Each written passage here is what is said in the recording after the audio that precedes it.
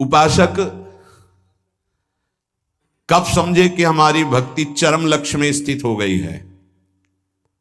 बोले जब केवल प्रेम ही प्रेम की मांग रह जाए, दुख सुख मान अपमान इनकी कोई भान वृत्ति न रह जाए और केवल प्रेम ही प्रेम, प्रेम में प्रेम की चाह, तब समझे भक्ति का चरम लक्ष्य जागृत हो चुका है। तुम्हें कोई गाली दे, तुम्हारी भाषा में खूब अच्छे से समझते हो, तुम्हें ऐसे दुख ना हो जैसे कोई तुम्हारी विदेशी भाषा में तुम्हें गाली दे, जिस भाषा को नहीं जानते, तो तुम उसके मुंह की तरफ देख करके बस चल दोगे, मुस्कुरा, कुछ बोल रहा है बस, ऐसे तुम्हारी भाषा में तुम्हें गाली दे, मुस्कुरा के चल दो, तो समझो भक्ति का चरम लक्ष्य जागृत हो रहा है। तुम्हारा अपमान हो, तुम्हारी निंदा, उसे बहुत अमृत है, सच्ची कहते हैं। तिरस्कार, अपमान, निंदा ये भगवान की प्राप्ति करा के ही रखती है भक्त को। अनुकूलता, नमस्कार, सम्मान, प्रणाम, भगवान बचावे, ये जहर कभी पीने को ना मिले। अगर ये जहर मिल जाता है तो फिर आगे कदम नहीं बढ़ पाते परमार्थ के। ये देह बुद्धि कब नष्ट होती भक्त की कि मैं स्त्री हूं, मैं पुरुष हूं? बोले जब भगवत बुद्धि जागृत हो जाती है, सबसे पहली प्यारी चीज है भगवत स्मृति। इतनी याद में खो गया कि देह की स्मृति नहीं रहे, और पूर्ण रूप से देह भाव का त्याग होता है भगवत साक्षात्कार के बाद। महाराज जी, भगवान में प्रेम होना तो बड़ा कठिन है, वो दिखाई तो देते नहीं। मतलब दिखाई दे तो ज्यादा जल्दी प्रेम हो जाए, अब देखा तो है नहीं तो कैसे प्रेम करें? उनके नाम से, उनके नाम में बहुत सामर्थ्य है। उस नाम का निरंतर चिंतन यदि करोगे तो तुम्हारे चित्त के सारे विक्षेप नष्ट हो जाएंगे। श्री कृष्ण को कहा गया है आकर्षणकारी, लेकिन नाम में इतनी सामर्थ्य है कि श्री कृष्ण का आकर्षण कर ले। ये बात अनुभवी महापुरुष ही बोल सकते हैं। श्री कृष्ण का आकर्षण त्रिभुवन को आकर्षित किए, और नाम श्री कृष्ण का आकर्षण कर लेता है। इसलिए बिना देखे भी परम सिद्धि को वो प्राप्त होते हैं जो निरंतर नाम जप करते हैं। महाराज कहते हैं कि कृपावान ही भजन करता है। कृपा तो सब पे है, फिर सब भजन क्यों नहीं करते हैं?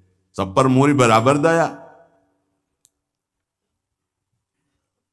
महात्मा और भगवान की कृपा सबके ऊपर समान होती है। उत्तर, पर जो भगवान या महात्मा की आज्ञा का पालन करता है वही उस कृपा का पात्र बनकर कृपा को रोक पाता है, अन्यथा प्रवाह है, निकल गया। जो महात्मा या भगवान की आज्ञा में स्थित रहकर परिस्थिति के अनुसार ना चलकर उसमें अंतर ना आने दे, परिस्थिति के अनुसार, बोले दुखद परिस्थिति आई, भजन छूट गया, आज्ञा का पालन नहीं हो पा रहा, ऐसा नहीं। सुखद परिस्थिति आई, फूल गए, प्रभु को भूल गए उनकी आज्ञा, ऐसा परिस्थिति के अनुसार नहीं। वो भगवत प्रसाद, वो महापुरुषों का प्रसाद प्राप्त करता है जो उनकी आज्ञा में पूर्णतया स्थित रहता है। ये महात्माओं की निंदा क्यों होती है? बड़े बड़े महात्माओं की ये निंदा क्यों होती है? जब इस कोटि के महापुरुष होते हैं तो उनकी निंदा संसार में के लोग क्यों करते हैं? दो स्वरूप हैं, एक है भक्ति, दूसरी है माया। जब वो भक्ति या ज्ञान के द्वारा सिद्ध होते हैं तो जो माया के सिद्ध होते हैं उनके हृदय में अपने आप द्वेष हो जाता है। माया सिद्ध कामी, क्रोधी, लोभी, मोही, ये देखते हैं जब संतों को तो अपने आप इनके आग पैदा हो जाती है। ये कुछ है ऐसा कि ये माया के पार्षद जो है ये आए देखने के लिए, थर्मामीटर डालने के लिए, पर वो थर्मामीटर भक्तों में होता, मायावियों में तो होता नहीं। भक्ति से जान सकते हो, माया के द्वारा नहीं। तो महापुरुषों की जब प्रभाव और यश का विस्तार होता है तो जो मायावी जन होते हैं, माया के दास होते हैं, उनके हृदय में भयंकर द्रोह पैदा हो जाता है, द्वेष पैदा हो जाता है। इतनी जलन उनको होती कि वो किसी भी तरह मिटा पाए, बस ये बात होती, किसी भी तरह मिटा पावे।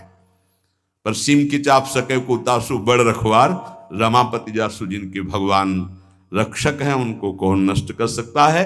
तो इसलिए उपासक को यह भी तैयारी रखनी है कि अपमान, निंदा, तिरस्कार ये हमारे इस मार्ग के पुरस्कार हैं। मिलेगा, मिलता रहा है, मिला है, मिलेगा पक्का। जैसे अपने लोग हैं ना, तो बहुत अच्छे से मिलते रहे पूरे जीवन, पूरा अभ्यास रहा है इनका, उनकी कृपा रही है प्रभु की कि ऐसे ऐसे महीना 2 महीना में 1-2 टेबलेट मिलते रहे हैं कि आपका मान सम्मान यश कीर्ति से जो जहर बढ़ा है वो एक टेबलेट में नीचे उतर जाए। वो उतारते रहते हैं किसी न किसी महापुरुष को भेज करके, माया के महापुरुष, और वो ऐसा बर्ताव कराते हैं। फिर पूछते हैं अब क्या, तो होता है आपकी बड़ी कृपा, तो आगे निकल गए। हम ही थे और कोई नहीं था, हम ही थे और कोई नहीं था। ये तो हम आपसे प्रश्न कर रहे थे। साधक इस बात पे सावधान रहे कि जब उसकी निंदा हो, अपमान हो, तो समझे कि मेरे प्रभु मेरे सामने पढ़ा करके जगत गुरु अब वो प्रश्न कर रहे हैं, मुझे सहन करके आगे निकलना है। जहां सत्य मार्ग की चर्चा मिले तो सुनो, नहीं तो नाम जप करो, एकांत सेवन करो। ऐसी कोई बात मत सुनो जो नाम रूप लीला धाम से आपको विलग कर दे, नहीं तो जीवन की बड़ी भारी हानि हो जाएगी। और उपासक अपने आराध्य देव को सबके दर्शन से बचावे। ये बड़ी गूढ़ बात हम आपको कह रहे हैं। अब जब खुल करके जैसे यहां सेवा हो रही हो बात अलग है, जब उनका आदेश हो जाए, नहीं तो अपने आराध्य देव के दर्शन से, जैसे कहते हैं ना सबकी श्री जी, सबकी श्री जी नहीं है तो हमारी श्री जी है। हम चाहेंगे तो आपको दर्शन करने देंगे, अन्यथा नहीं करने देंगे। इस पे तुम्हारा अधिकार नहीं है। अपनी जो श्री जी हैं इस पे केवल अपना अधिकार है। पूज्यपाद शिवड़िया बाबा जी महाराज, परमात्मा सर्वव्यापी सबकी वस्तु है पक्का, पर प्यारे लाड़िले प्रभु अपनी वस्तु हैं। जो हमारी पूजा में विराजमान, हम छूने दें ना छूने दें, पूजा करने दें ना करने दें, दर्शन करने दें ना करने दें, इसमें मेरा पूर्ण अधिकार है। ये सबकी वस्तु नहीं है, ये सिर्फ हमारे हैं। जैसे पृथ्वी पर सबका अधिकार है, लेकिन उस पृथ्वी में हमने मकान बना लिया, मेरा अधिकार घुसने दे ना घुसने दे, आने दे अंदर ना आने दे। पृथ्वी पर सबका अधिकार, परमात्मा पर सबका अधिकार है, लेकिन जो हमने प्रभु की सेवा विराजमान की, इस पर सिर्फ मेरा अधिकार है। हम चाहे तो तुम छू लो, हम चाहे तो तुम देख लो, नहीं पर्दा लगा देंगे। ये तुम नहीं कह सकते कि खोलो श्री जी सबकी है, नहीं, सबकी श्री जी ढूंढो जाके। ये हमारी पर्सनल श्री जी है, ये हमारे पर्सनल ठाकुर है। जैसे पृथ्वी सबकी, मकान हमारा, जितने में हमारा मकान बन गया है, इसके अंदर आने दे तो हम आने दे, ना आने दे तो ना आने दे। इसलिए उपासक जब तक भगवदाकार वृत्ति ना हो जाए, अपने आराध्य भगवदाकार वृत्ति की अपने आराध्य देव अपने से बात करने लगे, तब तक अपने आराध्य देव को प्रदर्शन ना बनावे। कोकिल साईं कभी किसी को दर्शन नहीं करने देते थे। जब कोई विशेष प्रेमी महाभागवत तब ले जाते थे, वो ये कहते थे कि हमारे लाडली लाल से कुछ कह मत देना, कुछ कहना नहीं तो हम दर्शन करा देंगे। क्या मतलब? वो मूर्ति समझ रहे हैं, देखो जरा, वो खेल रहे हैं, तुम कुछ बोल दोगे वो तुम्हारी तरफ आकर्षित हो जाएंगे, परस्पर उनके खेल में कुछ बोलोगे नहीं, बस चुपचाप दर्शन कर लो। तो वो महाभागवतों से अन्य का तो प्रवेश ही नहीं था। इसका कुछ रहस्य है। अपने ठाकुर जी को प्रदर्शन न बनाए, अपनी सेवा को प्रदर्शन न बनाए, अपने भजन को प्रदर्शन न बनाए। उपासक यदि व्यवहार में उतार देगा अपनी उपासना को, तो वो फिर सिद्ध नहीं हो पाएगा। जब तक अपने आराध्य देव से बात ना होने पावे, तब तक आराध्य देव गुप्त ही रहने चाहिए। और जब आराध्य देव से बात होने लगे, फिर उनकी इच्छा है कि चलो हम मंगल, तो बात अलग। ये गुरुदेव भगवान को भी देखा, आप वो दर्शन। ऐसे जो नाम सेवा है, घंटों ऐसे, घंटों श्री जी का नाम सेवा ऐसे ले, घंटों ऐसे, क्या उनको दिखाई दे रहा है? बार बार बार बार बार। और ये सब होता बंद करके दरवाजा। कभी सेवा प्रकट, वो तो सेवा में थे इसलिए दर्शन नहीं किसी का। देखो आज वही प्रगट में सेवा हो रही है, प्रगट में सबको खुला। ये साधक को ये सावधानी है, कुछ गूढ़ राशि, इसलिए महापुरुष जन कह रहे हैं उसमें क्यों में ना करके अपनी भावना को पुष्ट करना चाहिए। और ये ध्यान रहे कि भगवान को भोग पाने की इच्छा नहीं होती, क्योंकि वो नित्य तृप्त पूर्ण काम है। भक्त का भाव भगवान की भूख लगाता है। जैसे भोजन की खुशबू जो है, भूख ना लगी हो तो भी लग जाएगी ना, बढ़िया ऐसे बने हो तो देख के लगे चलो भाई। ऐसे ही भगवान के अंदर भूख पैदा होती भाव से, भक्त का भाव। अगर भाव नहीं है तो पूज्य बाबा कह रहे भगवान नित्य तृप्त पूर्ण काम है, उनमें कभी भूख पैदा नहीं होती। जब सेवा करने वाला, देखा है हमने कि 2 रोटी और सबसे भूख लगा, फिर गरम गरम रोटी घी लगा के दौड़ के जा रहे हैं, एक एक परोसते जा रहे हैं, ऐसे एक साधक छोटे छोटे टुकड़े करके पवाते जा रहे हैं, एक व्यजन कर रहे हैं, पंखा कर रहे हैं, बीच बीच में थोड़ा अनुकूल जल पिलाते, कभी मीठा पवा रहे, भाव। ये नहीं कि थाल ऐसे रख दिए, पर्दा लगा दिया और चले गए ऐसे। और कुछ लोग तो सुबह चिरौरी और गिलास में पानी रख दिया और फिर शाम के हटा दिया। ऐसा तुम्हारे साथ बर्ताव हो किसी रिश्ते नातेदार के यहाँ तो क्या होगा? जिस कमरे में हो उसी 4 पाई के समीप आकर के एक टेबल रख दे और एक गिलास पानी, थोड़ी चिरौरी रख दे, पर्दा लगा दे बाहर से, या तो दरवाजे में ताला। अब कैसा लगेगा? आप तो पाव बाल भोग में हलवा और चाय और बिस्कुट और ये वो, और ठाकुर जी के आगे छोटी कटोरी में चिरौरी रख दी। परिणाम क्या होगा जानते हो? हाँ, अपराध बनेगा, क्योंकि सेवा विराजमान की हो, परिणाम में आपको फिर संकट घेरेंगे, परेशानी आएगी। अगर ठाकुर जी घर में विराजमान की हो तो अपने पर्सनल ठाकुर जी हैं तो वो वैसे हैं जैसे लाडला पुत्र अपना पुत्र। कैसे? अब कोई महानुभाव तो कि अब हम बाहर जा रहे हैं, पड़ोसी को दे दिए, कभी दोगे पुत्र अपने पड़ोसी को? दोगे पुत्र? अगर देने की भी बात आ गई तो हृदय हमारा कहेगा नहीं। वो कैसे प्यार करेगा जैसे हम प्यार करते हैं? हमारे साथ ठाकुर जी जाएंगे या ठाकुर जी की व्यवस्था होके घर में ही कोई एक रहेगा? अब हम कहते हैं साथ रखो, पर ठीक है, फिर उनका सम्मान भी रखो, उनको ऐसे सम्मान से रखो ठाकुर जी को साथ ले जाते हुए जैसे ठाकुर जी को रखा जाता है। सेवा का मतलब है स्वामी अधीन हो जाते हैं, बहुत बड़ी बात है जो सेवा विराजमान करना है। देखा जाता है ठाकुर जी बहुत ऐसे हो गए, ऐसे तो सेवा बताती है कि तुम ठाकुर जी को प्यार नहीं करते, तुम तो ऊपर से बहुत चिकने सब लगाए, ठाकुर जी कैसे, उनका कैसा चेहरा होगा? इसका मतलब सेवा बताती है कि तुम कैसी सेवा कर। इसी सेवा से प्रभु की प्राप्ति हो जाएगी। भावपूर्वक भोग लगाओ तो उनको भूख लग जाएगी, भावपूर्वक आभूषण पहराओ तो तुमसे कहने लगेंगे। कितने भक्तों से ठाकुर जी बात करने लगते हैं जो तन्मय हुए, हमको आज ये इस रंग की पोशाक चाहिए, आज हमको ऐसा भोग चाहिए, आज हमको ये पदार्थ चाहिए। पे अगर भूल गए शयन में जल रखना तो स्वप्न में आके बोले देखो आज तुमने शयन में जल नहीं रखा, आज तुमने रजाई, तो वहां जाके देखा तो वो नहीं। ठाकुर जी बात करने लगते हैं।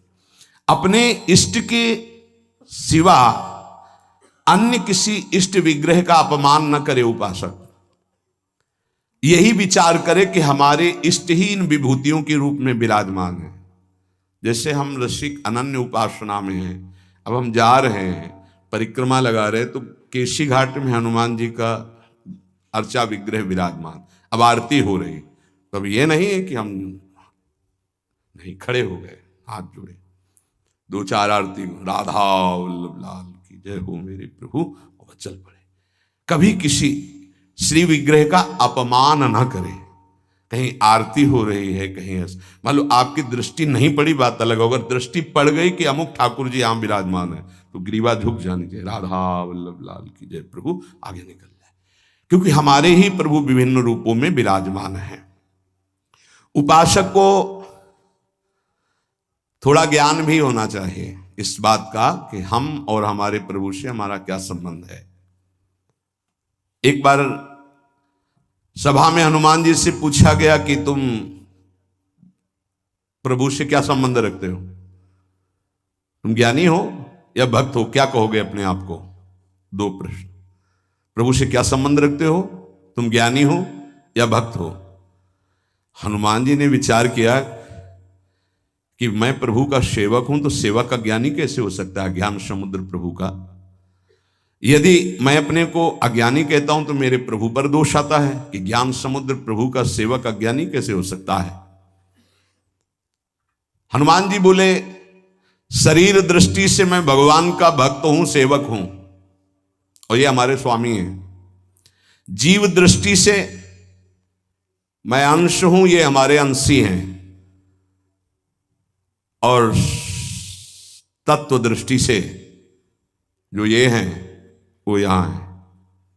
इतना ज्ञान गुरुदेव भगवान आरती ऐसे कर रहे थे, पूछा प्रभु इधर आरती, वो तो समझे में आ रहा था पर श्रीमुख से सुनना, तो उनका जो सिंहासन में विराजमान है वो यहां भी विराजमान, ऐसे जानना कठिन है भाव का विषय। भक्त को साधनावस्था में भले परिचय नहीं मिले, लेकिन सिद्धावस्था में परिचय मिल जाता है कि जो मंदिर में विराजमान वही यहां विराजमान है, अब कोई भेद नहीं रह गया। उपासक को चलते फिरते, उठते बैठते, खाते पीते, हर समय जब अपने इष्ट की स्मृति में रहेगा तब इष्टाकार वृत्ति होती है। और इष्टाकार वृत्ति जीव ही हुई तो भूत भविष्य वर्तमान तीनों काल का ज्ञान हो जाता है उसे। क्या हुआ है, क्या हो रहा है, क्या होगा, इष्टाकार वृत्ति होती है। किसका? जगत का नहीं, जगत का चिंतन तो कब छूट गया, अपने इष्ट का। पूर्व में क्या लीलाएं हुई, वर्तमान में क्या हो रही, आगे क्या होने वाली है, यह ज्ञान प्राप्त हो जाता है। जहां कृष्णाकार भगवदाकार इष्टाकार वृत्ति हुई, फिर उसके लिए कुछ दुर्लभ नहीं रहता। सब ज्ञान, सब रहस्य, सब प्रेम, साक्षात्कार, सब कुछ लीला दर्शन, सब खास बात है इष्टाकार वृत्ति। वो कैसे होती? बोले उठते बैठते, चलते फिरते, खाते पीते, हर समय इष्ट की स्मृति, इष्ट का ध्यान। आज के सत्संग का सार, कुछ समझ में आवे चाहे ना आवे, जो मंत्र मिला है, नाम मिला है, हर समय जपो, ये सब कुछ प्रकाशित कर देगा। और खास बात, हम कैसे हैं हमें ये भूलना होगा। हमारी प्रिया जो कैसी, हमें ये याद रखना होगा। अगर हम अपनी याद रखें तो बर्बाद हो जाएगी, पक्की बात है। आज तक की तुम्हें बात बता रहे भाई, अपने घर में जैसे बात की जाती है। अगर इस मार्ग में चलना है तो यहां क्या हो रहा है, यहां क्या होना चाहिए और यहां क्या होगा, ये तीनों जिम्मेवारी हमने अपने प्रभु को दे रखी है। और हम चैन से सोते हैं। जो हो रहा है वो आप कराओ, जो होना हो वो भी करवा लेना। जैसे भी हैं हम आपके हैं, आपके सिवा हमारा कोई है नहीं, आपको अब हम छोड़ने वाले नहीं। पक्की ये हृदय में बैठा लो। इसलिए बार बार कह रहा हूं कि बहुत तूफान चलते हैं माया के। कभी दक्षिण वायु, कहीं उत्तर की, कभी पछियाव, कभी पूर्वैया। साधक इधर टटिया लगावे तो उधर उड़ा जा रहा है, उधर लगावे तो उधर उड़ा जा रहा है। बहुत गंभीरता से विचार पूर्वक ये सब निर्णय की बात हम आपको कह रहे हैं। हमको अपने चिंतन की वृत्ति छोड़नी होगी, तभी आगे बढ़ पाओगे। नहीं, आपको बीच बीच में लगेगा कि परिवर्तन तो हुआ नहीं, ऐसी माया है। ये हम खूब एकांत में विचार करके बोल रहे हैं। इसलिए सबसे प्रार्थना है कि अपने को भूलना होगा इस मार्ग में। अपने भक्ति मार्ग की बात कर रहा हूं। हमारे आराध्य देव का स्वभाव कैसा है, उनका प्रभाव कैसा है, वो कितने करुणा में, ये याद रखना है। और अपने में क्या है ये भूलना पड़ेगा, नहीं तो बार बार आप विक्षेप को प्राप्त होंगे।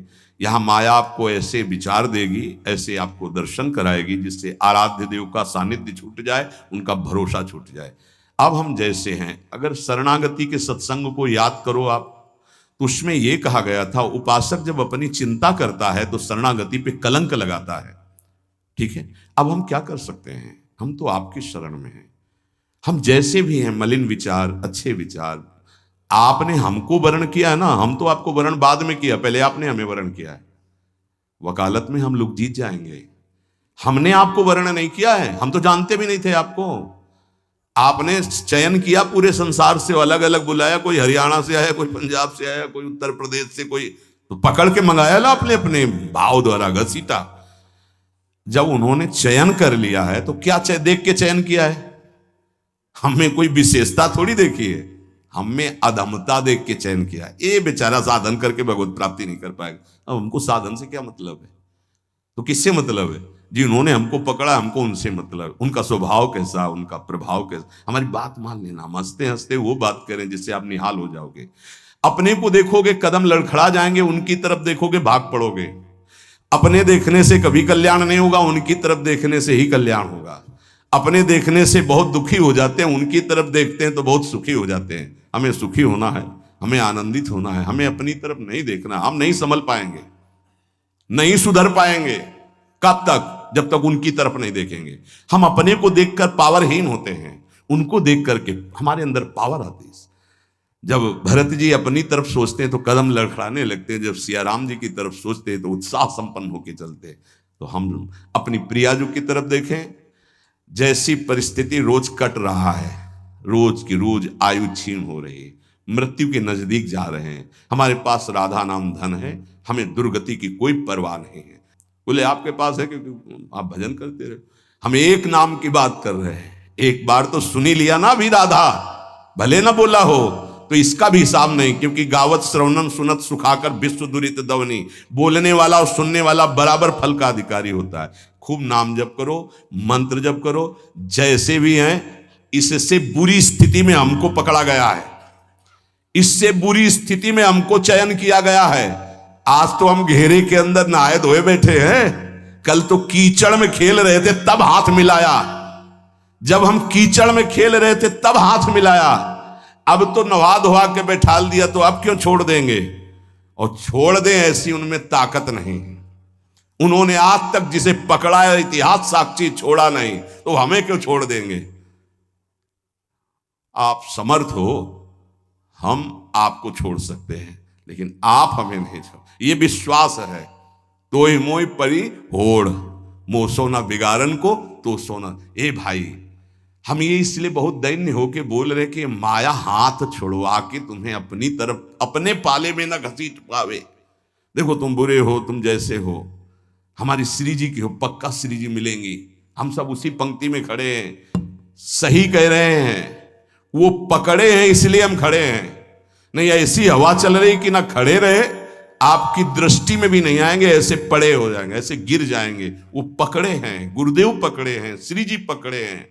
ये जब हमको पकड़े तो आपको भी पकड़े। आपको नहीं लग रहा कि वो पकड़े, तो इतना मान लो हम आपको पकड़े। ऐसे ऐसे नहीं, बहुत जोर की पकड़ है। वो हमको पकड़े और ऐसे पकड़े तो पूरी लाइन बच जाएगी, माया उड़ा नहीं पाएगी। अकेले पड़ जाओगे तो उड़ा ले जाएगी। एक दूसरे को पकड़े हुए हम सब श्री जी के पास चलते। अब देखो, इस जन्म में सौदा बीच में मत करो यार। श्री जी चाहिए, इस जन्म में प्रभु चाहिए, इस जन्म में हमें अब माया से मुक्त होना है। थोड़ा तो उत्साह बनाओ, शरीर तो छूटना ही है, ये छोड़ के जाना ही है। उत्साह बना लोगे तो धनी होके चलोगे धनी के पास, नहीं फिर आएंगे यमराज के दूत तो मार डंडो ले जाएंगे बेमतलब गलत दिशा में। इसलिए हमारा कोई अन्य योनि न मिले, अगर हमें जन्म मिले तो मनुष्य जन्म मिले और भगवान की आराधना करूं, आराधना करके पुनः उनको प्राप्त करूं। वैसे तो इसी जन्म में मिल जाए बहुत अच्छा है, इसलिए नाम न छूटने पावे। ए भाई, राधा राधा राधा राधा राधा, श्री राधा वल्लभ लाल की।